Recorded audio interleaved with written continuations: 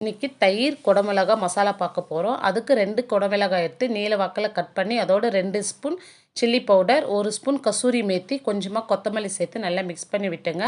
50 gram வறுத்த வேர்க்கடலையை பொடிச்சிட்டு இதோடு சேர்த்து மிக்ஸ் பண்ணி வச்சுங்க. இப்போது ஒரு பேன் வச்சு ஆயில் சேர்த்து கடுகு 1/2 ஸ்பூன், சீரகம் 1/2 ஸ்பூன் சேர்த்துடலாம். இதிலே கொஞ்சமாக கருவேப்பிலை, 2 வெங்காயம் சேர்த்து நல்லா மிக்ஸ் பண்ணி விடுங்க. இந்த வெங்காயம் கூடவே கொஞ்சமாக உப்பு சேர்த்து வதக்கி எடுத்துக்கலாம். இப்போ இந்த அளவுக்கு வதங்கினா போதும். 1 ஸ்பூன் இஞ்சி பூண்டு பேஸ்ட்டு பச்சை வாசனை போகிற வரைக்கும் வதக்கி எடுத்துக்கலாம். இப்போது ஒரு 1/4 ஸ்பூன் மஞ்சள் பொடி.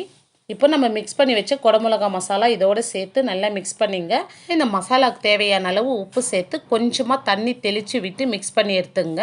இப்போ 100 கிராம் தயிர் எடுத்துருக்கேன். அதை கட்டி இல்லாத இருக்கிறதுக்கு இந்த மாதிரி விஸ்கு வச்சு நல்லா அடித்து எடுத்துங்க. இப்போ தயிரை இந்த மசாலாவோடு சேர்த்து நல்லா மிக்ஸ் பண்ணுங்க.